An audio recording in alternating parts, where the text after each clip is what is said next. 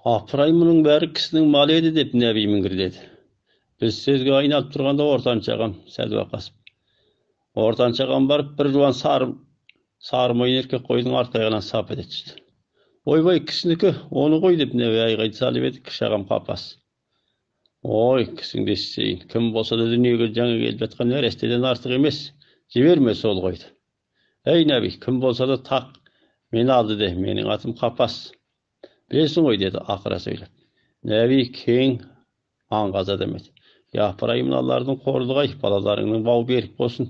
Алыңдаршы енді, алыңдаршы, деп малын айдай жөнелді. Сөйтіп, сен туғанда елдің малын барымталап қалжаға сойғамыз, сонда төбе-төбе сары бөрте әскер. Ертеңінде ел қатарымен көшіп, Қорымбұлаққа бардық. Сол жылы жыл қоян болатын. Ал Оспан жайлы кеңес қозғаса болғаны менің есіме сондағы чили текшемен қой айдаған Нәби марқұм есіме түседі. Олдағы бір сондай айта қалсын заман болды ғой. Ел бөктерге қонып, малды ауылдардың малы төлдеді, қолында малы тері-терсегі барлар Дұңқанға барып, астық айырбастап алып жырғап қалды. Көп санды елде айырбастай қоярлық ештеме жоқ. Үкіметтің берген азын-аулақ көмек астығын аужалы қылып отырдық. Мибужан бастаған қызмет группасы бұлар жаңызда бір кішкене қараша үй тігіп сонда болды. Үгіттің басты түйіні Компартияның ұлттық саясаты, өндірісті дамытып, халық тұрмысын жақсарту. Оқымылдықты тапсырып, бейбіт тыныш өмір өткізу. Тапқа талдап, жікке айырмай, бай-кедейге ұқсас мәміле жасау қатарлы болды. Осының ішінде оқымылдықты тапсыру рубасыларымен қолындағы оқымылдыққа сүйеніп, жан бағып отырғандардың идеясынан өтіп жырғамады. Бірақ бұл жөніндегі үгіт күшейіп, мылтық жию рубасықтарына тәтпештеп жүктелді. Бұрынғыны қойғанда тек осы ғасырдың 30-шы жылдарынан бері Чинжаңда Чингисхай Гансу, Шанхайда Мафуфаң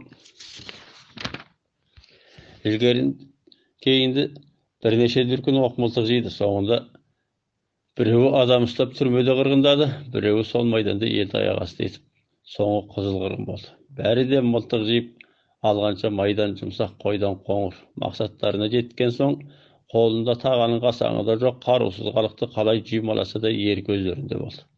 Үкімет мылтықты неге жияды? Баяғы халыққа сенбеген соң жиятын шығар. Әйтпесе халықтың қолындағы жаман мылтықпен әскерді қаруландырады дейсің бе? Осы күмән ел көкейінде ауыр болып, мылтық тапсырып өте баяу болды. Бұрын ескі үкіметке көп жыл қызмет істеген Сарбас Кәвен тәйжі, Шақабай Мұқадыл Туанжан қатарлы рубасылар өз қарамағындағы руластарынан қызмет жүргізіп, мылтықтың алдын тапсыра бастады. Ал Укан бастаған Байқон Таспикі ауылының үлкендері үкіметке анша сенім артып кетпеді. Күмәндері күшейе түсті. Укан Чукуркан қатарлы бір қанша мықтылар ақыл қосып, ауылдағы басқаларға мылтықтарыңызды тез тапсырыңдар, үкіметке бір тұтас тапсырамыз деп, ауылдағы мылтықты жиып алып, ішіне 12 мылтықты алып қалып, Сансанқұлдың жармасында Көкбастау атты қонысының маңындағы суыр ініне мықтап тығып тастап, қалған мылтықты екіге бөліп тапсырды. Мұны көрген басқа руларда ілгеріңді соңды өз руындағы оқ мылтықты жиып тапсырды.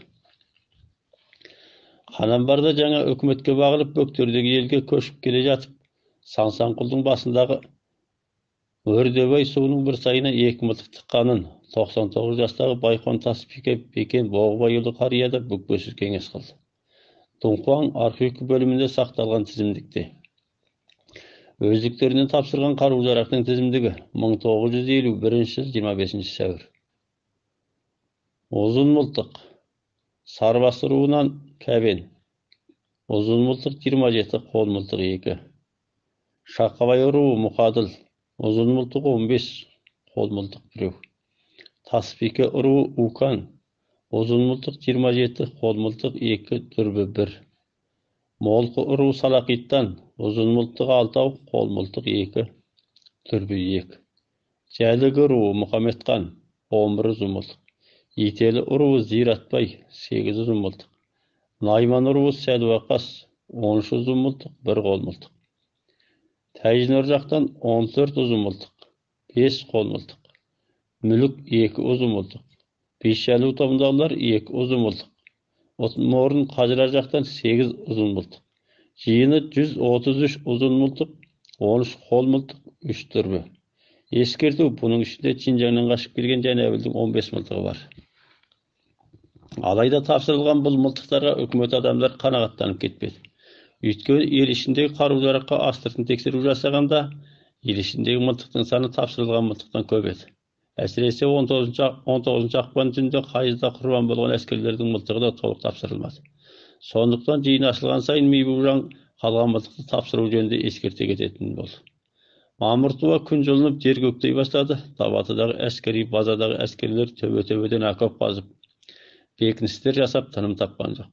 Базаның төңірегі жерден кісі бойы қазылған ор, жиналған тас, доңғылдарда қазылған атыс ұясы болып, көзге сұрапыл атыс болатын соғыс майданына ұқсады. Күн жылында әскерлер балшық илеп тастан үй қалай бастады. Жұмасына көпке қатынап азық-түлік оқ-дәрісін қамдап тұрды.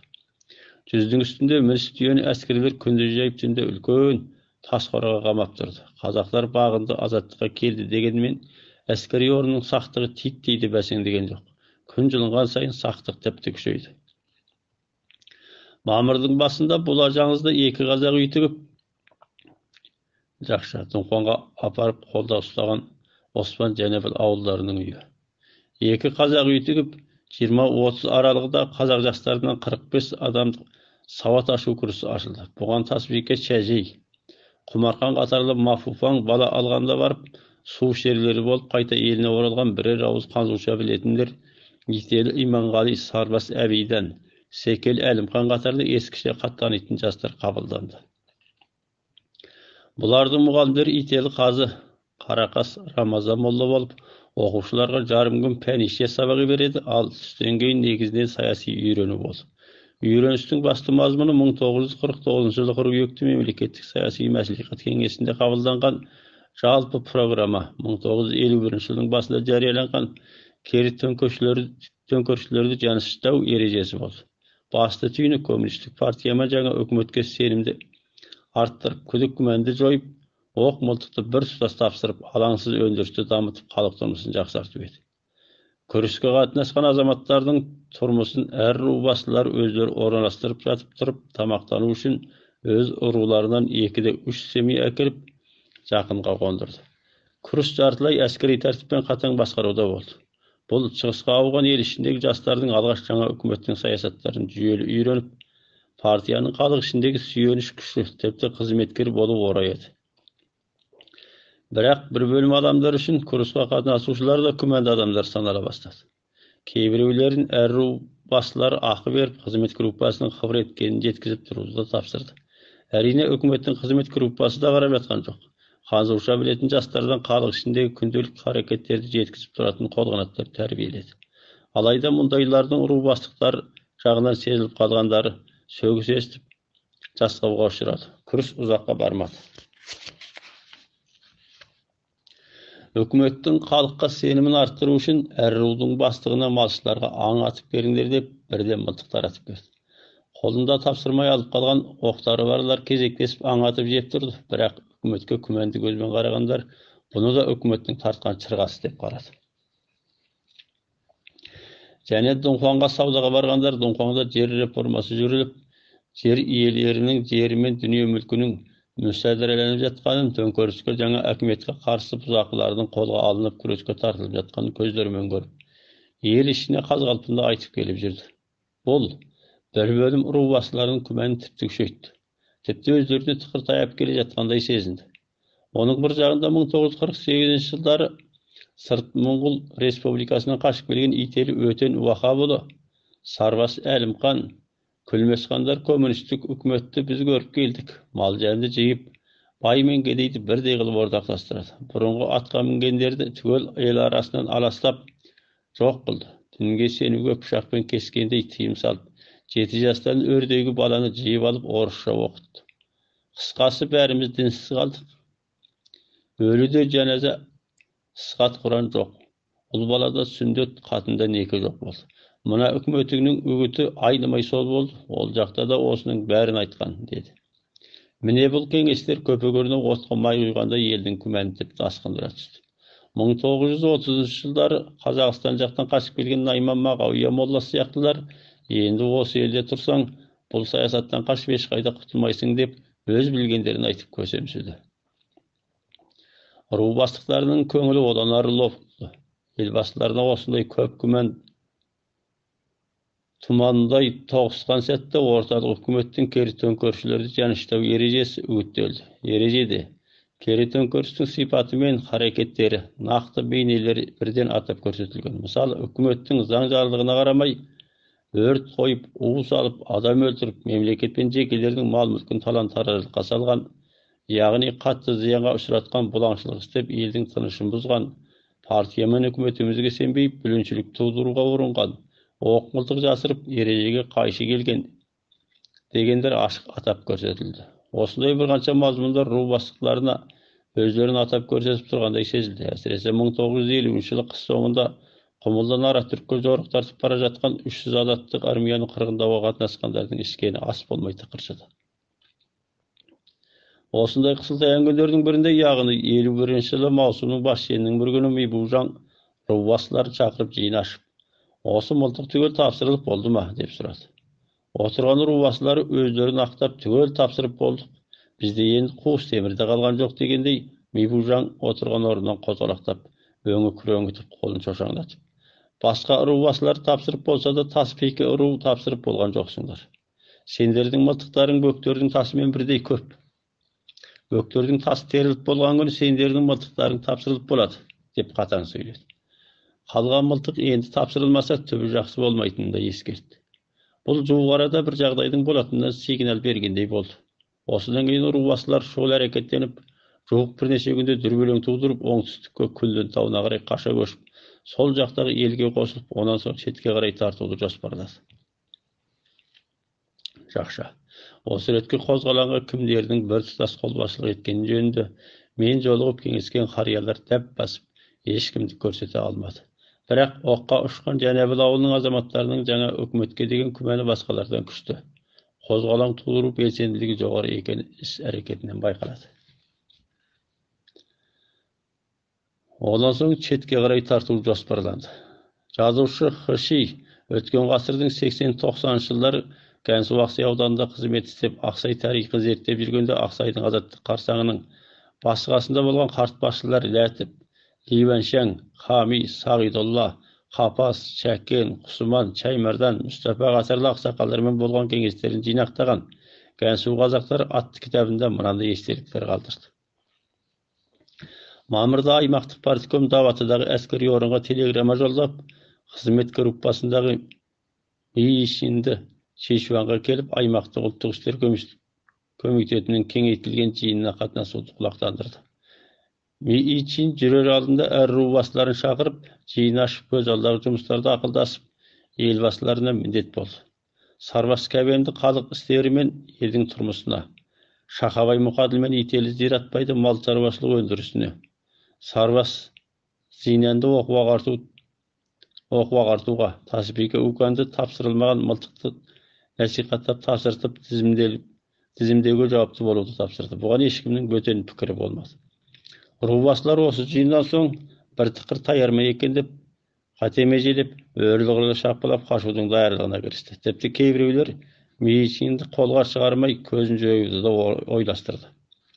Ақсайдағы пенсионер Қопақ Сәрсебайұлы 87 жаста. Былай кеңес айтты. Маусым айының басы Мибужан елбасыларына мәжіліс ашыпты деп естіген бірнеше күннен соң бір күні Зиратбай маған кәбенге еріп, Мибужанға барып кел деп жұмсады. Барғым келмеп еді. Не шаруа болса да кәбен айтады. Сен еріп барсаң болды деп, болмаған соң еріп бардым. Мибужанның кішкене қара үйі Сансанқұлдың жол түсе берісіндегі биік жардың астында екен. Біздің ауыл Қорын бұлақ жақта. Күн себезгілеп жауып тұр. Мибужан ерттеулі атына сулығын жауып қойыпты. Қорғаушысы екеу ғана екен. Біз келіп тар үйдің оң жағындағы жер төсекке отырдық. Мибужан кәбеннен ел ахуалын сұрап, елбасыларының тамырын тартқандай болып отырды. Сәлден соң менен, сен не істеп жүрсің деді. Ауылдың аз ғана түйесін қайырып жүрмін десем, әлгі кісі маған сұқты көзімен қарап, қасын шұқып, түйе деген міне жерде деді. Бұл не деген сөз екен, ұқсам бұйырмасын. Онан отырып, байпағымның сырмалы қоншын нұсқап, қоншы не деген тамаша, жақсар жасалыпты деді, тағы көзінің соғын қадап. Ол кісінің неге соңғы қадап отырғанын түсіне алмай іштей қобалжып қалды. Былай шыққан соң кәбен: «Әй, байқадың ба? Әлгі неге саған соңғы қадап отыр?» деді. «Иә, кім біледі неге сұқтанып отырған? Осы кететіндерің шын ба? Әлгі кеткелі отырған секілді, осы соның жолын тосып көзін жоқ қылсақ қайтеді?» дедім кәбеннен сөз тартып. «Жоқ, әлі бірыңғай болғамыз жоқ. Үйтіп аузыңнан шығарушы болма» деді. Содан ел жуырда қозғала қоймас деп түйдім. Кейін ұқсам, Мибужан қорғаушысы екеуі елден сезіктене сол күні күн бата дұңқанға төте түсіп кетіпті. Хыршы естелігінің жалғасы. Тақ осы мезгілінде екі малшы, екі азаттық армияны өлтіріп, ат көлік оқ мылтығын алып кеткен қанды оқиға бола қалып, елбасылардың елін бастап қаша көшуін тездетуге себепші болды. Бәлкім 14 мамыр күні болса керек, әсілі 17 мамыр екен. Барлаушы Жынмау мен қорғаушысы екеуі Дабатыдан Сансанқұлға барып, Ләтіпке бір шаруаны құлақтандыруға аттанды. Жүрерде Шыңмау Ләтіп арқылы елден сұрастырып жоғалғанына бірнеше күн болған атын тауып ала келуді тапсырды. Бұл екеуі бөктер жолмен аяңдап Түсаба Сансанқұлды қайқайып келе жатып, Зиратбайдың ауылының Өтен Әубәкір атты екі азаматына кездесіп, Ләтіптің қайда екенін сұрайды. Бұл екеуі аң көседі. Азаттық армияның жарқыраған мылтықтарына көздері төніп, естері арамдыққа бұрылды да Ләтіп алдымыздағы ауылда дей салды. Аз өрлеген соң екеуі жын сәмуларды бір тарсайға қайқайта бастап, өз тілдерімен ақылдасып, алдыңғы келе жатқан жын сәмуды Өтен, артындағы қорғаушысын Әубәкір бас салып, аттан жұлып алып, өлтіріп, аттарымен құралдарын алып қашып кетпекші болып келе жатқанда, жын сәму жер жағдайдың күрделесіп бара жатқанын байқап, артына бұрыла бергенде, Өтен мен Әубәкір екеуін бас салып, екеуі жын сәму мен қорғаушысын осылай мерт қылған соң, бір ұзын, бір қысқа мылтықты алып жолына түседі. Өтен мен Әубәкірдің жын сәму мен қорғаушысын өлтіріп, қару-жарағын бұлап алған хабарын елбасылар сол күні естіп, үлкен кеселге енді жолықтық деп қорқып, сасқалақтап, қанша тарыққанмен қашқаннан басқа амал таппайды. Осыдан соң Сақараның жағдайы күрделесті. Мейішін қорғаушысын ертіп, Ләтіптің ақылы бойынша түнделетіп, Шишуанға мәжіліске аттанып кетті. Келесі күні Мейішінің кетіп қалған ел ішіне тарала бастады. Ләтіп Сағидолланың үйіне келіп еді. Сағидолла: «Мибужан неге күндіз жүрмей түнделетіп кеткен?» деп сұрады. Ләтіп: «Күндіз ыстық емес пе?» дей салды, сұраудың байыбына бармай. Сөйтсе де сол күні Укан құмның кіре беріс есігінде екі адам жіберіп, қас қылмақшы болған екен. Мейішін түнделетіп қарасын көрсетпей кетіп, жер қаптырып, бұны Ләтіп кейін біліпті. Ертеңінде малшылар Тура Сансанқұлдың көзіне қарай көшті. Ләтіп бұның ішінде не сыр бар екенін ұғыспақшы болып еді кәбен. Бұл Мибужанның кетер алдындағы орналастыруы, елді Сансанқұлдың көзде жайлауға шықсын деген еді. Іс жүзінде бұл көш құн бөлінудің басталған еді. Мибужан рубасыларын жинашан күні Ләтіп Дабатыға кеткен еді. Сонда бұл жағын білмейтін, ол да елмен бірге жайлауға шықты. Ләтіп Сағидолламен көптен бері таныс болған соң сол үйде жататын. Үкімет берген жаңғыралын көрініп алып жүруге қауіптеніп, Сағидолланың бәйбішесіне тықтырып қойған. Ләтіп рубастықтарын жинап, мәжіліс ашып, елдің өндіріс тұрмыс ахуалын қосып, енді бір жағынан елбасыларының тамырын тартпақшы болып, Сағидолланы рубастықтарын Мұқаділдің үйіне жиынға келуге құлақтандыруға жібереді. Үшінші күні Ләтіп Мұқаділдікіне жиынға келді, бірақ кәбен Мұқаділ Зинан Сағидолладан басқа ешкім келмеді. Бұлар қысыр кеңеспен түс қиғанға дейін тосса да жоқ болды. Тағаты таусылған Ләтіп Сағидолладан: «Сіз өзі бәріне құлақтандырдыңыз ба?» деп күмәндана сұрады. Сағидолла: «Ойбай тайырау, бәріне айтқамын. Неге келмей жатқанын қайдан білейін?» деді сасқалақтап. Сағидолла мен Мұқаділдің арасында не кикілжің бар екенін біледі. Мұқаділ Сағидолланы кекетіп: «Бұлардың жиынға келетін келмейтінін сен білмейсің бе?» деді. Сағидолла бұл сөздің бекер айтылмағанын сезіп: «Ой, сен не деп отырсың ей? Олардың жиынға келетін келмейтінін мен қайдан білейін?» деп еді Мұқаділ. «Не деп отырғаным сен білмейсің бе? Оның несін сұрап отырсың?» деді. Мұқаділ ашып жарып айтпаған соң Сағидолла құтқуырлап болмай, екеуі дардай керкілдесіп қалды. Ақыры Мұқаділ шын түйнеген сөзді ақтара сөйлеп Сағидоллаға: «Сен мықты емессің бе? Сенің қолыңнан бәрі келмей ме? Сен тыққан мылтығыңды алып шығып, Meni atpayсың ба? Біздің Шақабайды бірақ құртпаймысың?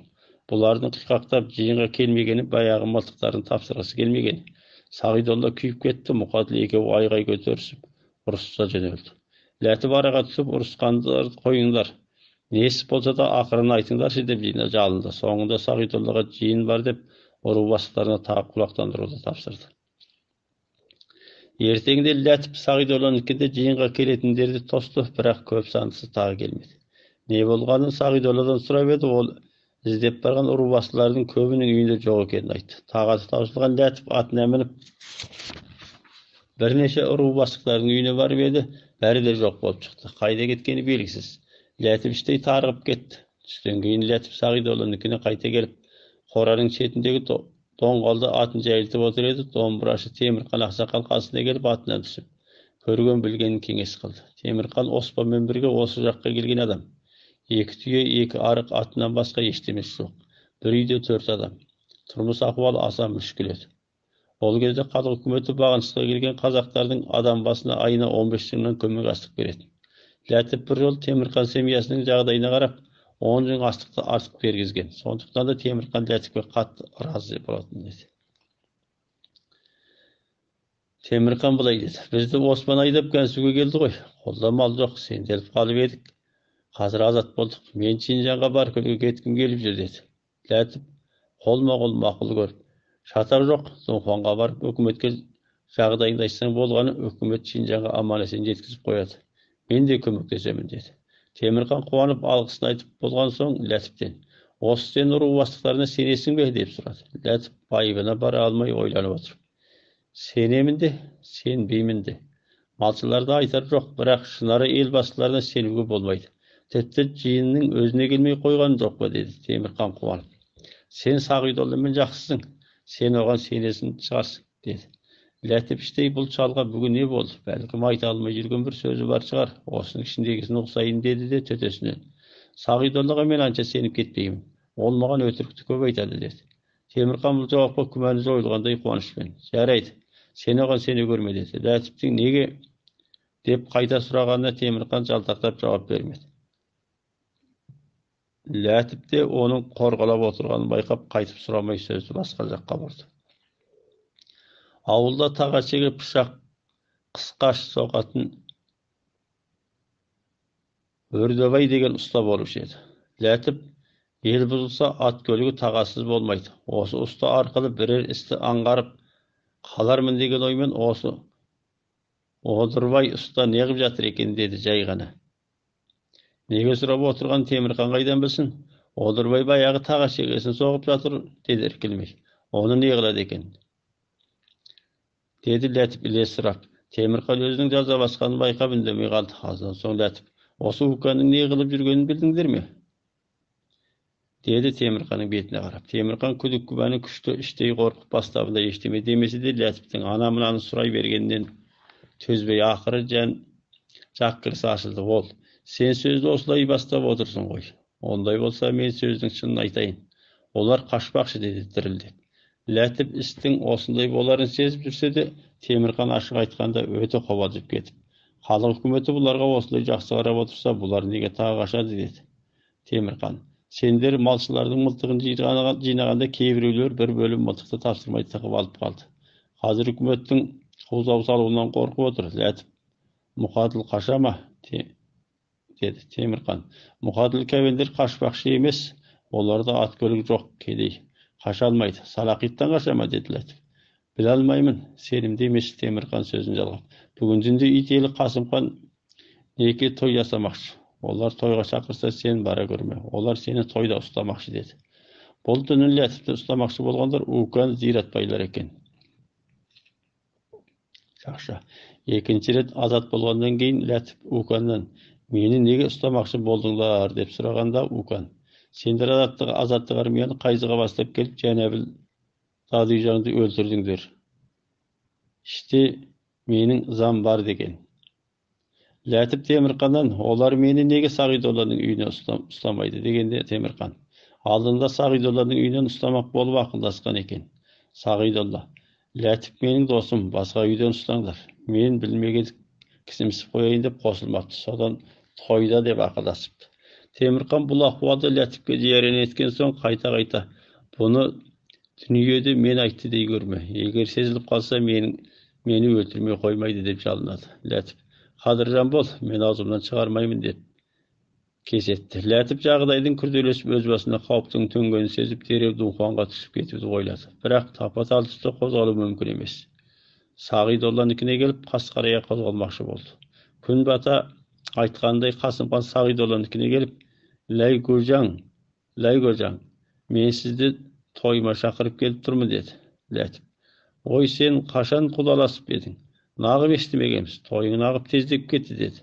Kasymkan, neşe günün aldında kudalaşkamız, kayseňizde keliňiz dedi. Latif oýlanyp barıp, gapy etiňiz, men biraz tyma uratyp oturmyn. Bizdiň atymyzdan sakan barsyn dedi. Özüň bar, özüň. Olardyň toýuna özüň barganyň dön dedi Sagydolla sasgalaktap. Öz jaýynda dombrany tynkylatyp oturgan Temirkan osudan keyin orundan turup, üstün gagyp bas aýagy jok jagdaý jakşy emes dedi de çygyp jürüp ketdi. Temirkan'ın astarlı sözünü Latif düşündü de Kasımkan'ın toyuna barmaska bel baylady. Sagydolla Latif'in barmasına köz jetken soň yerinin titip gözünü jumyp biraz oturdu da. Onda men barıp geleýin dep Kasımkan ekew üýden çyga jöneldi. Sagydollalar esikden çıga bere Latif orundan ısıp turup Sagydollanyň bäýbişesini "Jeňeşe meniň myltygymdy tawup beriňizçi" dedi bäýbişe. "Myltykdy gaýtasyň ne gylmaksyň" dep saçsalaktap kaldy. "Hiç deme jok. Alıp berseňiz boldy goý" dedi Latif. Bäýbişeniň kolundan myltykty algan Latif derew ok basyp esikdi aşyp baýkady da çyga jöneldi. Bul kez ymyrt jabılıp tawan gardyna tynçlyk uyalagan şak edi. Latif jan jagyna jaltakday garap, jeti basyp bireýiň karasyndan aýnalyp ötüp keýti uçkanda bul eski karatyp goýgan Sagydollanyň ilken uly Şaýmerden eken. Bireýiň karasyndan aýnalyp ötüp Temirkanyň öýüniň tusuna geldi. Temirkanyň aýaly "Oýbay ay, basymay işimay" dep zarlap jatkanyny esitip, Latif tagy ne bolup kaldy eken dep kolunda kol myltygy bar Temirkanyň öýüne kirip geldi. Temirkan köre sala "Sen kaçpay äli munda ne gyp jürsiň? Tez get" dedi. Latif, "Men senderdiň jylap eňiregenleriňdi esitip osunda geldim." Temirkan, "Hiç demede bolgan jok. Oýbaýlap seni osunda keltirip alyp jönüni aýtmakçy bolgamyz. Tez jönel endi" dedi sasalakdyp. Latif esikden çyga salyp tawga garay tartdy. Osu кезде Sagydollanyň üýü jakdan "Oý äligi Uýgur kaçyp ketdi" degen aýgaý çygyp jatdy. Latiftiň onda ne gakysy bar, alga garay jügüre berdi. Köp zamay aldyndan biri uşuga gelip "Kimsiň? Gaýda barasyň" dep zirkildedi. "Men Latif goý, ala awulga bara jatyrmyn." "Özüň kimsiň?" dedi Latif. "Men Baýsan" dedi karşıjak. Tanysadym ekenini bilip Latiftiň jüregi oruna düşkendey boldy. "Ana jakda aýgaý şuw bolup jatyr goý, ne boldy?" dep surady. Baýsan, "Bilmeýmin Baýsan. Onda bizdiň üýge jür" dedi Latif. "Bolady" dedi de alga garay jügüre jöneldi. Aýsyz garagy eşdeme görünbeýdi. Latif birese kıratga çygyp, birese saýga çyryp garaňlykda jüzüp gele jatdy. Latif erteginde tüste Sansankuldyň batysyndaky Bular jaňyzynyň çygyş bosagasyna elindi. Ol biýik töbege çygyp, jan-jagyn baýkaganda şu baty jakdaky Salahitanyň awulundan köçüp jatkanyny baýkap, dabatydaky askerge ötüp kete almaýtyny boldy da, Bular jaňyzynyň jargabagynyň astyndaky apyşylar gazgan boş süngürge gelip panalady. Ol gaýta töbege çygyp garawuldaganda bir gança adamnyň bökler jakda bir qora tüýe aýdap kele jatkanyny görüp, dabatydaky askerdiň tüýesi malçylar urlap aýdap keledi eken goý dep mejeledi. Endi gelesi günü 19 mamyr bolsa gerek. Üngürden çygyp jan-jagyn boljagan Latif şu baty jakda terpende közgө түспеген soň malçylar tüköl gaçyp ketken eken. Endi dabatydaky askerge baraýyn dep jolga çykdy. Däl osu кезде bökler жазыкtan 20 şarty tüýeli asker çygaýdy. Olar Sansankulga garay tartyp barady. Bul askerdiň tüýesini izlegen askerler bolar dep mejelegen Latif tawdan düşüp tüýeli askerdi gowy jetip Wang Baýjanga bul jakda bolgan ahwaldy mälimledi. Latif olar bilen birge kaçkan malçylарды ügütdege bargysy kelip turganyny aýtyp edi. Wang Baýjang düşündirip, "Armiýanyň tertibi bar. Eki adam bir tüýege mingesip jürüge bolmaýdy" dedi. Latif bireýiň arkytap kalgan atyny minip, biraz yer jürgen soň jüre almay kalyp goýdy.